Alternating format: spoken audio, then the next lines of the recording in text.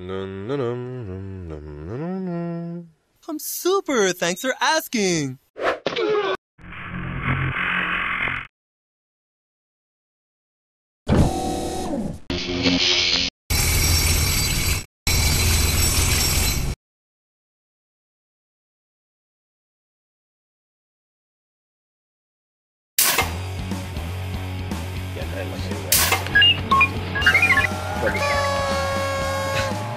Palomalu. Good. Ready. You're on. Yep. Palomalu. Palomalu. Welcome to Game Day Battle, where Cleveland sports news meets biased and outspoken opinion. Huge Super Bowl week show. I'm pumped. We've got a lot to talk about. Of course, we got to love the Buckeyes a little bit, undefeated. Yeah. Number one. So, Brett, he's sick. He's, I guess, really sick, so he couldn't make it here tonight. Hopefully he'll be back next week. Flu's been, like, kicking everybody's ass. So get well, whatever. Brett. Suck it up. I'll keep your spot warm for you. So you're on beer next week. And food. So hopefully you'll come back. Anyway, though, DST music, What's up, guys? How you video, doing? photography, productions, MVP. MVP Entertainment, one-stop shop for all your wedding needs, and we're booking now for this summer and even into next year. So Yeah, I mean, it spring, of course, summer. That's the time when everybody gets married. But Absolutely. Planning's got to happen now, I bet, and you're going to get filled pretty quickly. And I hope so. Yeah, Well, so I hope you know. your schedule will get filled. How about that? There, that's much better. There you go. And more comfortable. Save money. Anyway, Felix. DJ Felix. That's right. BadCatProductions.com. BadCatDJ. BadCat DJ. Yeah. That's it. Anyway, Check me though, out. Just uploaded a bunch of photos now from all the clubs I've been doing this past few months, and got those up there from here to Akron, Painesville, all the stuff I've been doing. So I got those up now. Video coming soon. I'm editing some video right now to be posted up there, and you can, like I said, you can know where I'm at every week. You reach me on my website, BadCatDJ, or follow me on Twitter, everywhere. excellent, man. Yeah. Very cool. I'm trying to keep it moving. Yeah, and everybody, Facebook fan page, the GDB Facebook fan page, hit like if you could. We definitely appreciate it.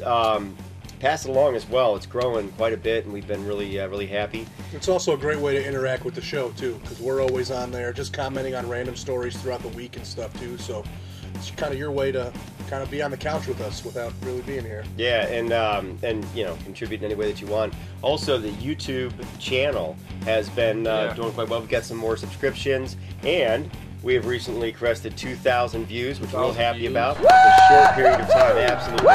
Short period of time to accumulate so many views, and we're real happy, especially for a local sports show. So. Yeah. But very cool. So if you can, check all that out. But now, I think it's time to get into the good stuff. Let's get into it. Super Bowl week. All right, so the Super Bowl coming up. Yeah.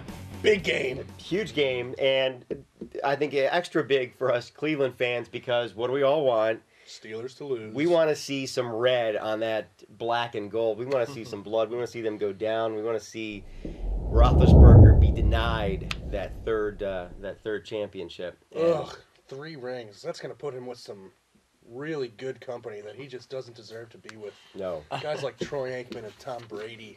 I'm actually wearing green today in honor of Green Bay. This Green? is the only green thing that I own.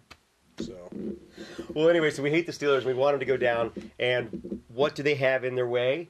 They have what I think to be a really, really good team. And we got to give you props, man. You're the only one with an active bracket. You're Green the Bay. only one that picked them That's to right. go this far. And I don't know. You saw something in them that we're all seeing now. Why don't you just tell us a little bit about what you saw all year? I saw Aaron Rodgers and his miraculous year, and I saw one of the most dominant defenses ever. Yeah, I mean, they won some big games to get here. They won some games on the road that nobody thought they could right. win.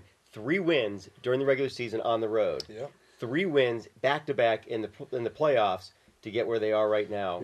The one thing that I think is really cool about this is the last time they played, it was a close game and it was an offensive game. And there was no defense really in this game at all, other than the Packers were able to shut down the running game of Pittsburgh. Yeah. This was before the addition of Clay Matthews. So, as you said, he's been just out of control this year. Defensive Rookie of the Year. Props to you. Yeah, and the Steelers have never played against him. Yeah. Ever. So, the other side of that is he's never played against Roethlisberger in this offense. So, you know, I don't know what to expect there. What do you think? I mean, you've got a lot of variables here, really. Yeah, but you don't know who's going to show up, though. You know, are you going to have a good defense that's going to show up, or are you going to have a spectacular offense going to show up? You know, the Packers' offense didn't show up last game, and the defense showed up. They still won by a pretty favorable margin too. The Packers' defense showed up, and that's what held them in that game. Well, you know, just looking at the playoffs, which really for a game like this, you got to kind of look at where they're at now. You can't really look at the season because who cares what they did in October? How's it going to affect today? Just looking at the playoffs, league leaders, quarterback Aaron Rodgers, rushing James Stark, Green Bay. Number 3 was Mendenhall from Pittsburgh. Receiving Greg Jennings, Green Bay. Tackles. Number 5 is Desmond Bishop from Green Bay. Sacks, number 2, Clay Matthews. Interceptions, Traymond Williams, all Green Bay. That is almost every category that they're either right up there or leading it. And if you get into the regular season, even, there's a lot of similarities. Regular season, offense. Green Bay had the number 4 offense. Steelers were out of the mix. Passing, number 5 in passing. Number 4 in rushing. Defense, Steelers had number 1. Green Bay had number 3. And get into passing now. The Steelers were number 2. Rushing, number 2 for Green Bay. Number 1 for Steelers on defense. So put yourself in the shoes of Green Bay, who's kind of been doubted all year long. They still had that Favre thing kind of floating over them, you know. Definitely. That was their good days. And they, you know, I'm sure Aaron Rodgers and the whole team wants to kind of prove that these are going to be their good days, and this is their opportunity. And I almost think they're going to be a lot more hungry. And when you get into one game in the NFL, you know, 4 quarters and that's it. Sometimes that can play the biggest difference. And I wonder if maybe they've got the upper hand in that regard. The big question mark that I think is going to be Green Bay's running game. And are they even going to run the ball? Yeah. Let's be honest. I mean, they got this guy, James Starks. Yeah, he's shown a couple bright spots here and there, but this is Pittsburgh's D. This is what they do. They stop the run. And when you got James Starks and then Kuhn as a backup, I mean, those aren't Super Bowl caliber running backs. So I'm afraid Green Bay might come out and be one-dimensional. But, I mean, I do think that Aaron Rodgers has the weapons to lead a solid passing attack, even if they are one-dimensional. You know, they're going to have to feed Greg Jennings a lot. Not having Jermichael Finley, that big tight end that they drafted this year, that would be a great target to have right about now. And Jacoby Jones isn't really the most sure-handed guy, so they're going to have to feed Jennings and just hope to get that run game going. And their defense is going to have to contain Ben Roethlisberger. They are a smash-mouth football team. Mendenhall is going to be out there grounding and pounding. He's going to get his yards. It's going to come down to if they can contain Ben Roethlisberger and just stop the big play. You know, let Pittsburgh run the ball and do that thing. But as long as they can keep him contained and not let him blow the top off the box, not let Mike Wallace stretch him downfield, I think Green Bay can hang in this game. But I just think that it's going to be a real slobber knocker of a game. It's going to be a real powerhouse. I don't know about a lot of points. You know, they could blow the lid off the thing and then just start going at each other, but I don't know. Well, it's just so interesting. Last time they played, it's exactly what they did. 2 defensive teams just didn't show up. I guess that's the way to say it. Aaron Rodgers was able to pick apart the defense on the Steelers, and that was with Polamalu. He played that game, and he was able to put up almost 400 yards in the air, and they still had 137 yards on the ground. On the other side of that, you said contain Ben Roethlisberger, which they couldn't. 500 yards. Right. Ben Roethlisberger, he's not a 500-yard kind of quarterback, you know. And how do you predict this game, and how do you even look at it in any sort of analytical sense when you know these teams, when they played last time they played each other, they became different teams? Mike's Magic, take 17. How about 1, bitches?